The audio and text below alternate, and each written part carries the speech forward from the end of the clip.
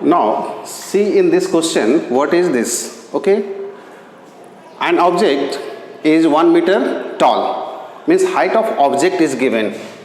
Height of object it is given 1 meter, that is equal to 100 centimeter on the principal axis of a convex lens. So first of all I am making here, first I written this one, now I am making this diagram. This is the principal axis, this is convex lens, ठीक है. That an object is placed, means 1 meter tall object, this is 100 centimeter tall object, that is 1 meter, and is 40 centimeter tall image is formed on a screen. मतलब इसका एक image form हो रहा है कहाँ पे? स्क्रीन पे.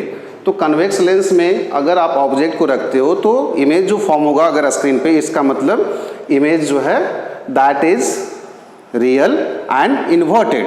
So here you can write here, since the image is formed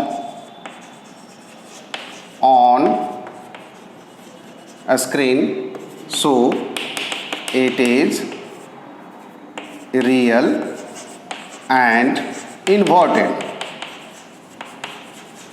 ठीक है, तो डेफिनेटली इस साइड बनेगा, कहीं पे बन रहा होगा. ठीक है, suppose I am taking 40 centimetre that side. ठीक है, now what we will do on a screen placed at a distance of 70 centimetre from the object. Means object से ये डिस्टेंस है, this is the object and here is the image form. Its distance is given 70 centimeter. ठीक है, clear. From that देखो, an object 1 metre toll, ठीक है, principal axis पे है. Convex lens it's 40 centimetre toll image is form on screen. यहाँ पे screen रखा हुआ तो यहाँ पे 40 सेंटीमीटर एक इमेज बन रहा है. ठीक है, आफ्टर दैट क्या चीज लिखा हुआ? सी tall image is formed on a screen placed at a distance of 70 centimeter from the object. Object से 70 सेंटीमीटर दूर रखा हुआ है. ठीक है, means that this distance is given. We don't have the distance between object and the lens.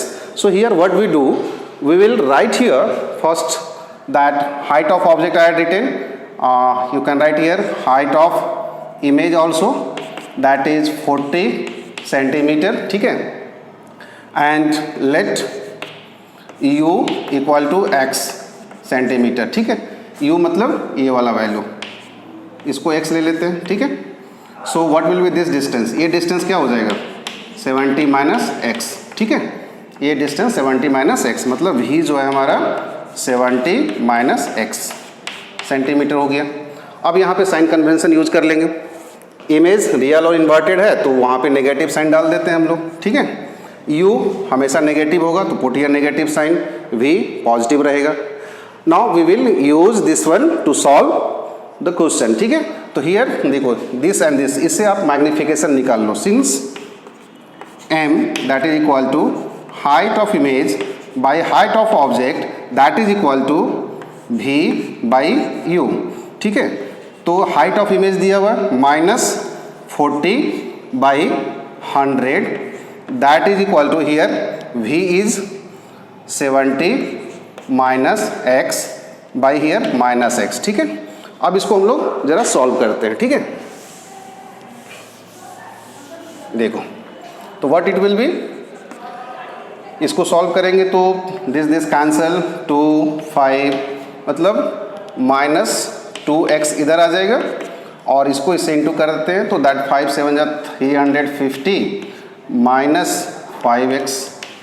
ठीक है, minus और माइनस ये दोनों प्लस हो गया. अब ठीक है, अब आगे चलते हैं, इसको इधर सेंड कर देते हैं. तो 2x plus 5x equal to 350. इसका मतलब 5 2 7, सो x इक्वल टू कितना हो जाएगा?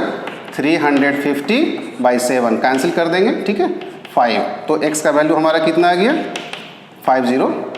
50, मतलब x का वैल्यू हम लोग को 50 centimetre. It means what? So therefore you can write here, और therefore you can write u equal to -x means -50 centimetre. Correct answer, क्योंकि इधर आ रहा है नेगेटिव है. ठीक है, v 70 माइनस x का वैल्यू कितना है यहाँ पे 50, तो यहाँ 50 डाल देंगे, that is 20 centimetre. Now we got the value of u and v, u और v का वैल्यू हम लोग गेट कर लिए, ठीक है।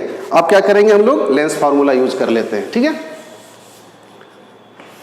Using lens formula